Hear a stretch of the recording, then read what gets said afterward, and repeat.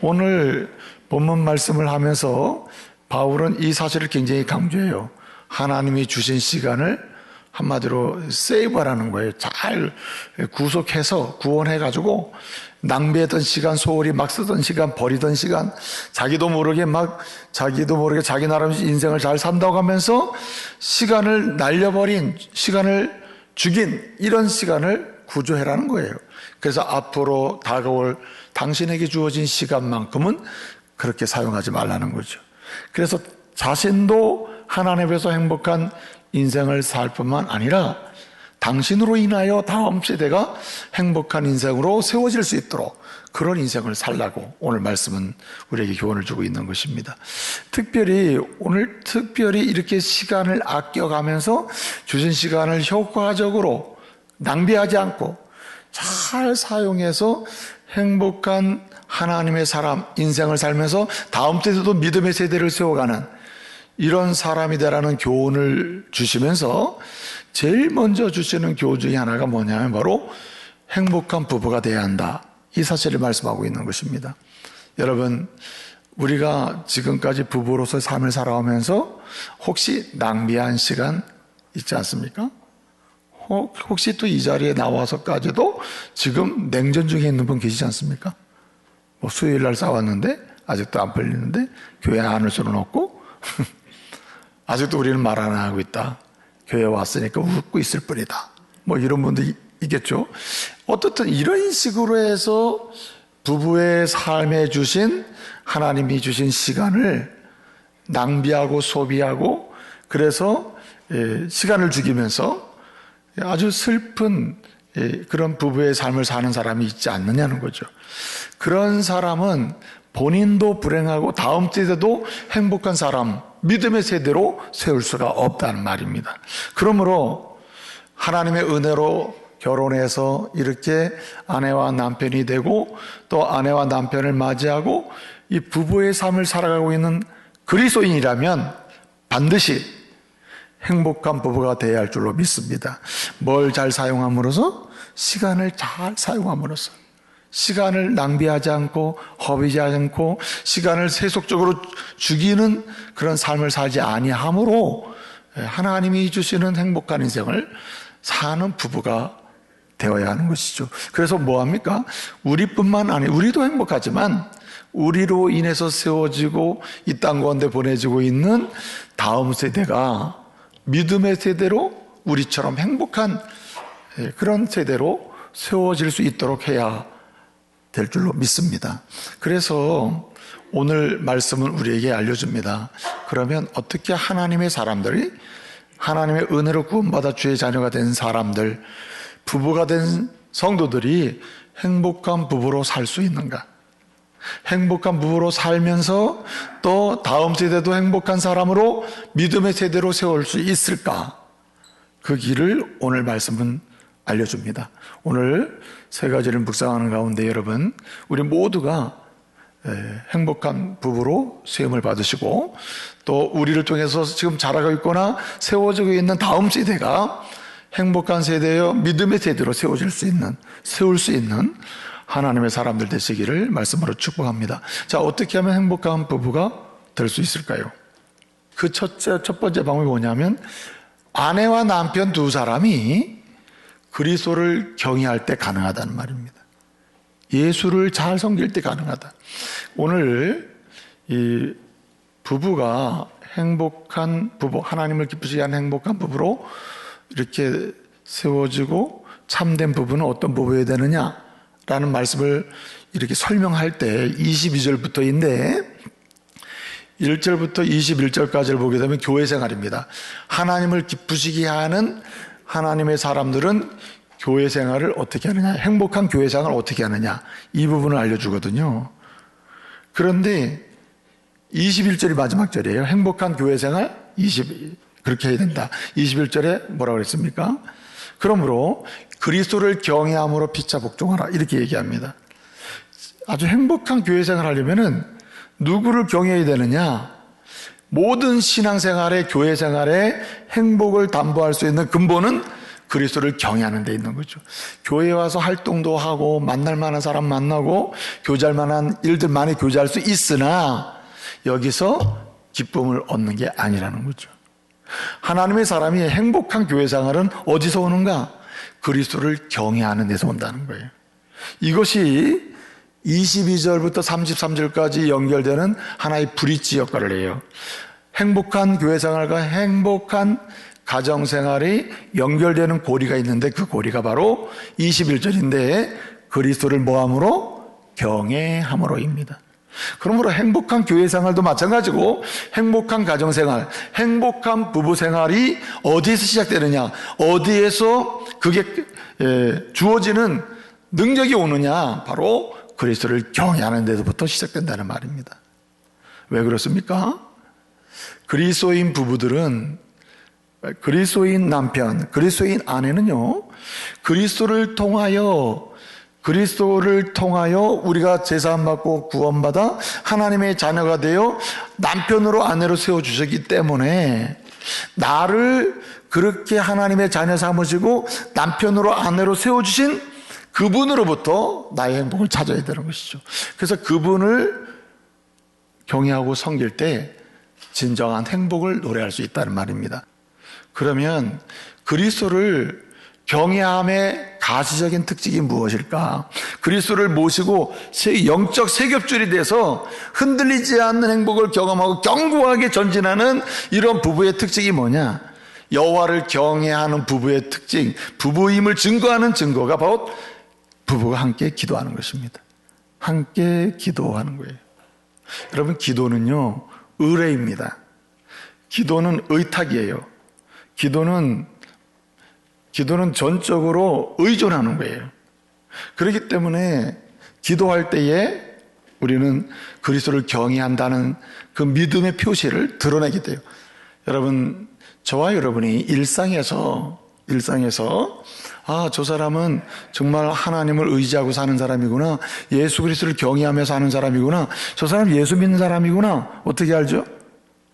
여러분 직장 출근할 때마다 나 예수 믿어 그래서 합니까? 아니잖아요. 언제 합니까?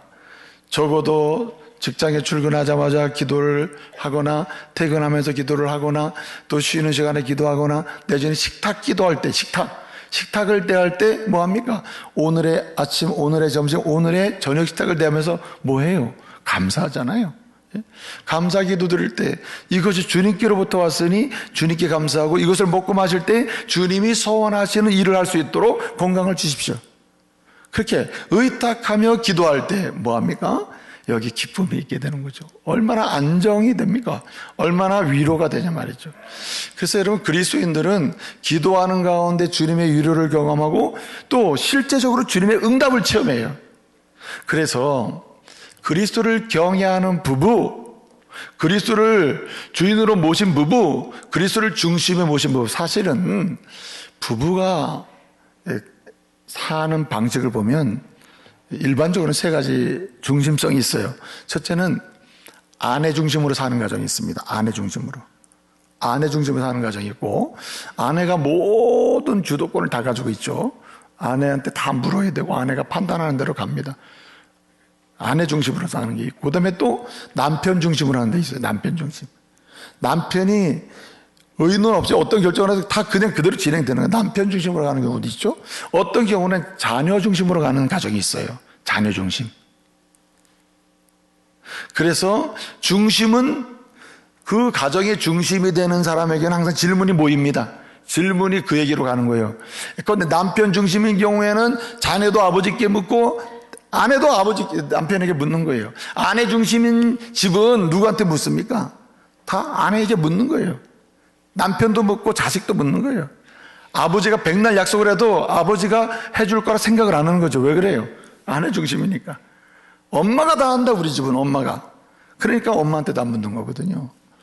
근데 말이죠, 하나님이 주시는 참된 위로와 기쁨과 평강을 누리는 행복한 부부는 그리스도를 경외하는 부부요, 그리스도 중심으로 사는 부부인데, 그렇기 때문에 가시적인 표시가 바로 그리스도에게 묻는 것입니다. 모든 걸 다 묻는 거예요. 선택해야 될 일을 묻고, 결정해야 될 일을 묻고, 진행돼야 될 일을 묻고, 갈 곳을 물어요. 지금 어떻게 해야 될지를 물어요. 사랑하는 성도 여러분, 부부가 함께 그리스도의 이름을 부르며 함께 기도하는 시간, 그것은 곧 부부의 행복의 척도가 됨을 믿으시기 바랍니다. 우리 부부는 함께 주를 향하여 얼마나 묻고 있는가, 얼마나 경건하게 질문하고 있는가, 얼마나 말씀드리고 있는가, 모든 일을 그리스도께 얼마나 의탁하고 있는가, 이것이 곧 모든 일의 기준이 되는 거죠. 기준이에요. 또 한 가지는 오늘 여기 말씀 보면요, 33절에 이제 결론적인 말씀인데, 행복한 부부, 하나님을 기쁘시게 하는 행복한 부부로 사는 길, 다음 세대, 우리를 통해 나오는 다음 세대 또는 영적 다음 세대들을 행복하게 믿음으로 세워놓는 길, 그것은 무엇일까? 오늘 33절에 이렇게 얘기합니다.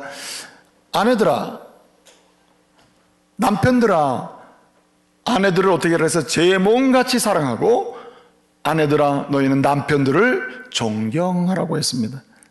그 첫 번째 나오는 게 뭡니까? 사랑하라고 했어요. 사랑하라고. 그래서 여러분, 행복한 부부, 곧 하나님을 기쁘시게 하는 행복한 부부는요, 서로 주님이 날 사랑하신 것처럼, 그리스도께서 날 사랑하신 것처럼 그렇게 서로 사랑하는 부부입니다. 여기 주님이 날 사랑하신 것처럼 하는 그 사랑은 어떤 겁니까? 그 사람은 사실 오늘 말씀 보면요, 먼저 22절부터 32절까지 보면요, 부부가 어떻게 행복한 부부로 또 주님이 기뻐하시는 부부로 살아가야 되는지를 알려주는데, 그 자세를 알려주잖아요. 근데 먼저 아내에게 얘기합니다. 아내에게 뭐라 그랬어요? 아내들아, 너희는 남편에게 복종하라고 했어요. 복종하라. 이 말을 딱 들으면 남편들은 기분이 어때요? 겁납니까? 좋잖아요. 그렇게 당연히 그래줘야지. 예? 남편에게 복종하게 해야지. 이런 마음이 들잖아요. 괜찮죠, 기분이? 그런데 뒤에 가면은 남편들아, 예수님이 교회를, 성도를 사랑하신 것 같이 그렇게 아내를 사랑하라고 얘기해요. 주님이 교회를 사랑하고 성도를 사랑하고 어떤 것이죠? 설명을 해놨습니다. 자신의 몸을 내어주며 피를 흘리며 죽기까지 사랑하는 그 사랑이라. 그러니까요, 아내의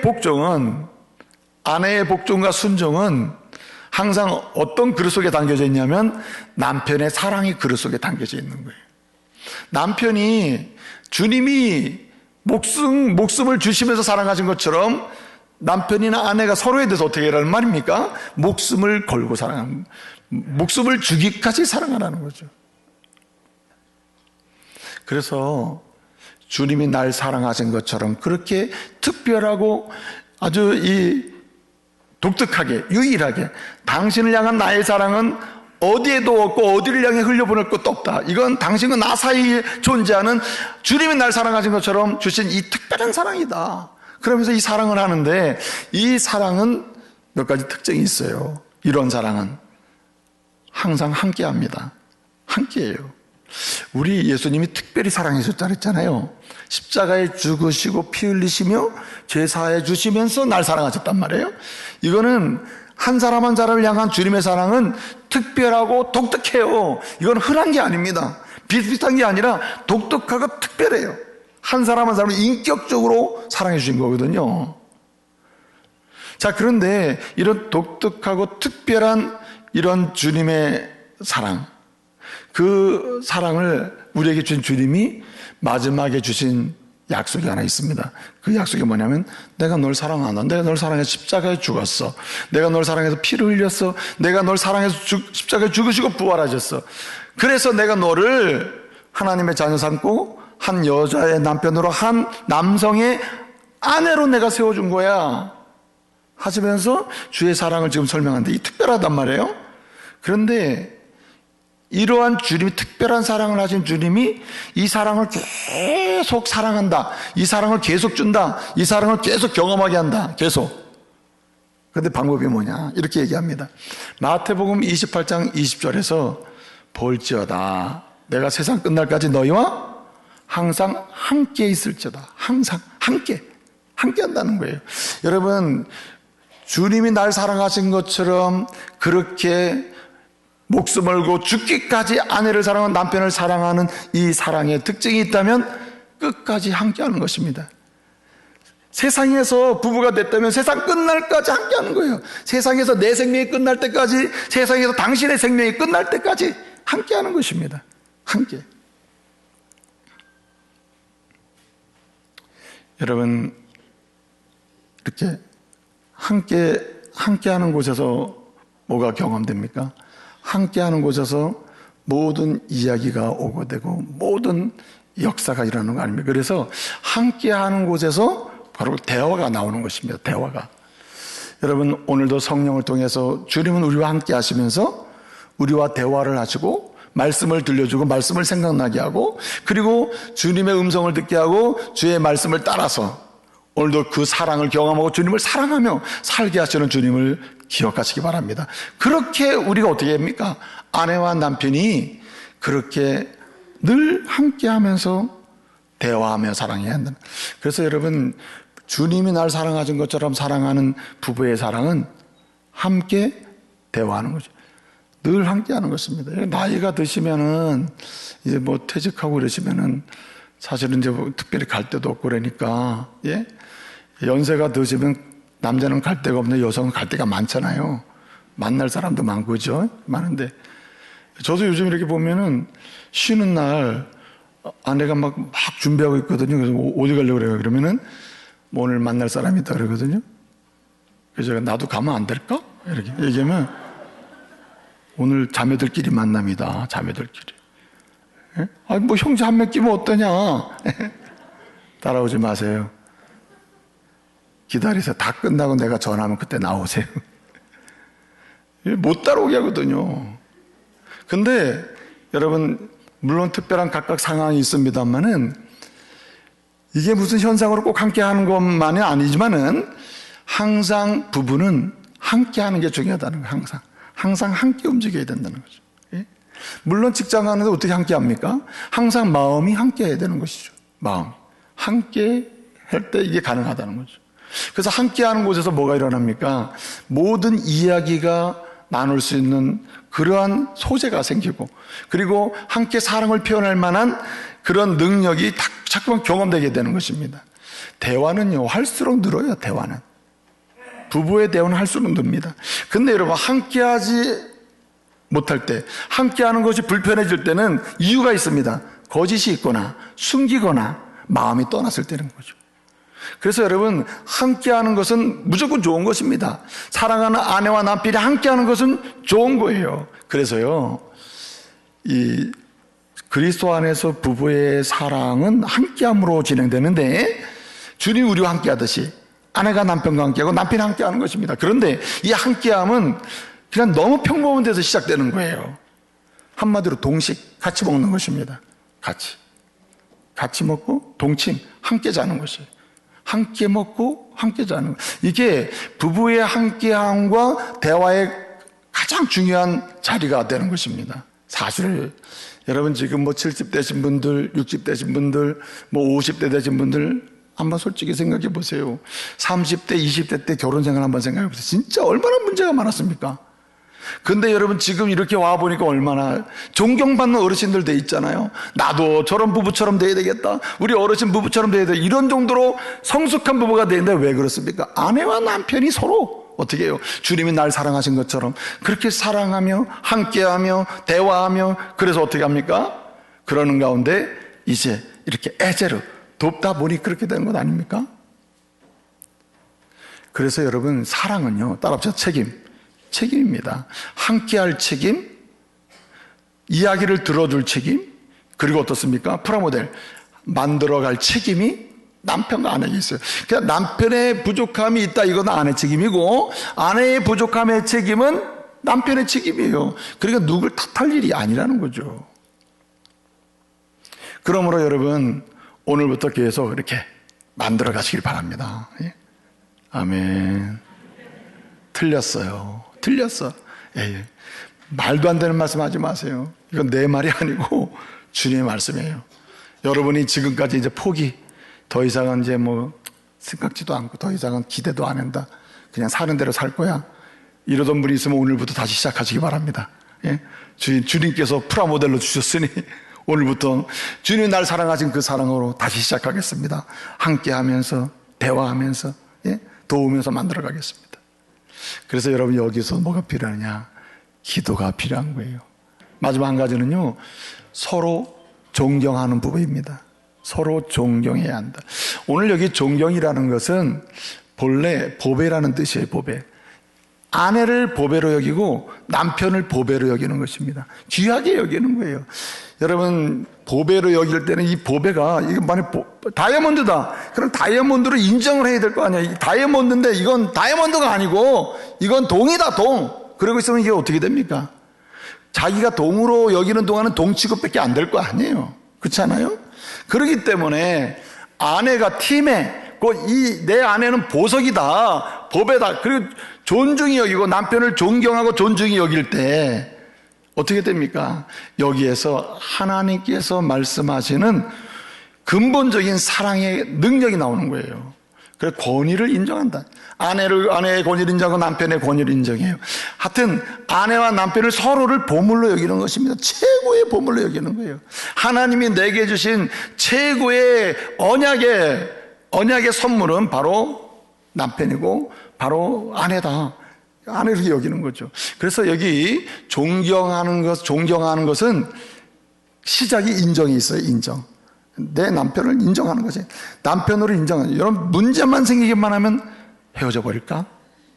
뭐 문제만 생기기만 하면 내가 애초부터 만나질 말았어야 되는데, 이렇게 모든 결론을 사단이 속삭이는 소리로 끌고 가는 사람이 있다는 거죠. 이건 사단이 주는 소리예요. 무슨 일만 생기면 그때 헤어졌어야 되는데, 무슨 일만 생기기만 하면은 그때 만나질 말았어야 됐는데, 그때 헤어지려고 할 때 처음에 헤어졌어야 되는데, 뭐 이런 식으로 끌고 가는 소리는 다 누가 속삭이는 거냐? 사단이 속삭이는 소리예요. 그렇기 때문에 부부가 주님이 나를 귀하게 여기듯이 우리가 사랑하는 남편과 아내를 귀하게 보물로 여기는 것은 이제 이 보물로 인정을 먼저 해야 되는 거죠. 인정을. 여러분 보세요. 하나님은 부족하지만 그 자체로 남편을 인정하고 아내를 인정하는 그 존경하는 부부, 그 가운데 하나님의 위로와 기쁨을 주십니다. 아멘. 예? 인정을 해야 한다. 근데 여러분, 여기 인정하잖아요. 인정할 때 나오는 특성이 하나가 있어요. 여기 인정하면 여기서는 놀라운 신뢰가 생깁니다. 신뢰가. 그래서요, 존경하는 가운데 뭐가 있느냐? 신뢰가 있고, 신뢰하는 건 존경이 나오는 거죠. 사랑하는 성도 여러분, 우리가 예수 그리스도를 구주로 시인하고 입으로 시인하고, 이분은 나의 구주십니다 시인하고 인정하고 믿고 신뢰하기 시작할 때 뭐가 옵니까? 구원의 감격이 있잖아요. 여러분, 아내로부터 뭔가 위로와 감격을 경험하고 싶습니까? 남편으로 위로와 감격을 경험하고 싶습니까? 남편을 있는 그대로 인정하세요. 부족하면 부족한 대로, 능력 있으면 능력 있는 대로, 없으면 없는 대로, 아무것도 못하면 못하는 대로, 그냥 그대로 남편을 인정하세요. 능력을 보고 인정하지 마시고 그냥 남편 그 자체를 인정하시면 남편은 능력을 개발하게 된다는 거예요. 아멘. 이제 말씀을 마치겠습니다.